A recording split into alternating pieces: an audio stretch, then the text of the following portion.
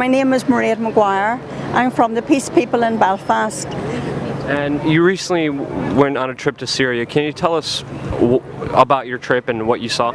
Yes, we went with a delegation of 16 people into both Lebanon and Syria, and we went at the invitation of the Patriarch of Syria to see what was happening on the ground.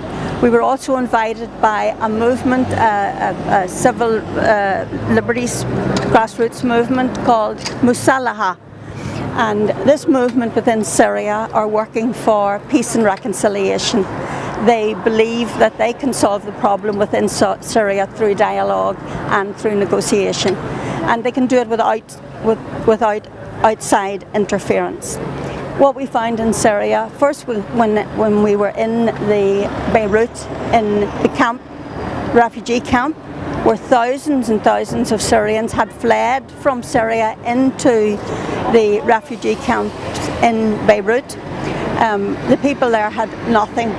The Lebanese government was doing its best to cope with the refugee influx, but there were far too many. But we asked several people, why did they flee Syria? And I'll just tell you one story. One man told us that he, in his town in Homs, the foreign fighters had come in. They were shooting and killing and they were raping women and burning their homes. And thousands of people fled because they were frightened. Whenever we went in, we heard that story repeated over and over again. Whenever we went into Syria itself, we visited the hospital in Syria. The doctors told us how they were trying to cope with so many people injured. They reckon over 80,000 have been killed and thousands of injuries.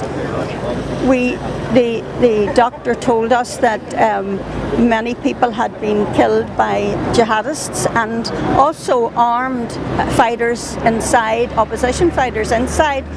But one man told me the story that he is in his mosque. He was an imam, a holy man in his mosque, because he spoke out against the violence of these foreign fighters.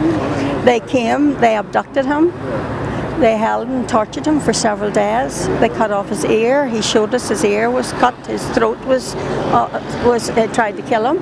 They beat him badly and left him for dead. He, by a miracle, recovered.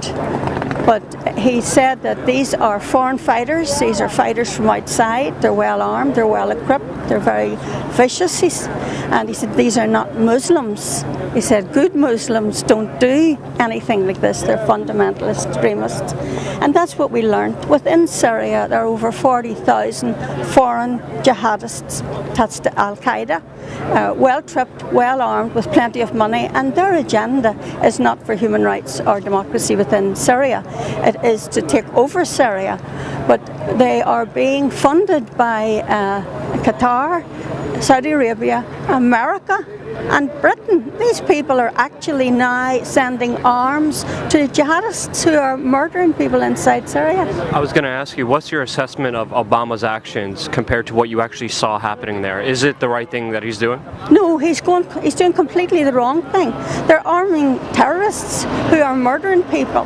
And if this continues, then more and more people will flee Syria into the surrounding countries, particularly Christians, because the minority groups are under great threat by these fundamental extremist groups. They will flee into Lebanon and surrounding countries. It will destabilize the entire Middle East and could create a situation that we will never be able to take control of. So there is an alternative, and the alternative is supporting within Syria the like of Musalaha, the non-violent movement, the people who are working towards elections next year, and building up the peace process within Syria, that the religious people and both the Muslims and the Christians are working for peace and reconciliation, and they support that, and no outside intervention in Syrian affairs. Thank you so much for your input and your experience and sharing that with us. Is there anything else you would like to share or say? Yes, I would like to say to President Obama,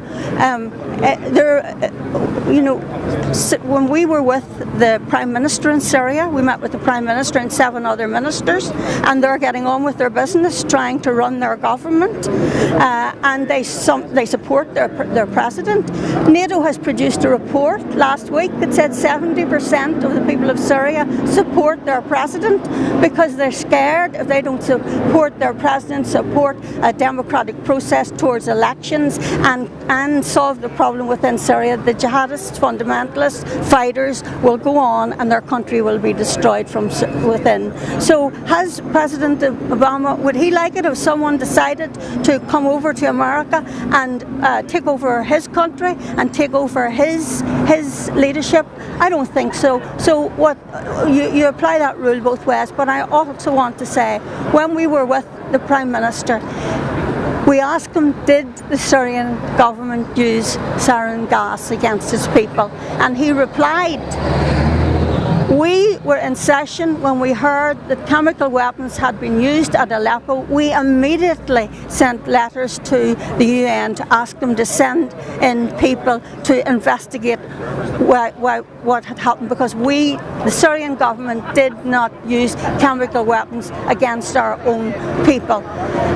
Carla De Ponta from the UN investigating team said that the Syrian government did not use chemical weapons against their own people, but they think that the rebels may have. They're still trying to investigate that.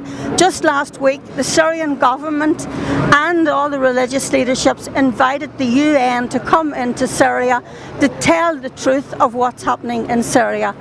A proxy war by outside forces, and the world must stand up against it.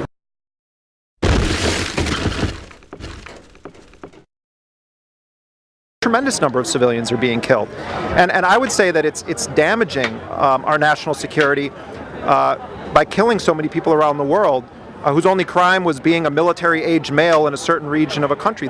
The world and humanity needs to get sorted out, because it's been going on for 65 years now.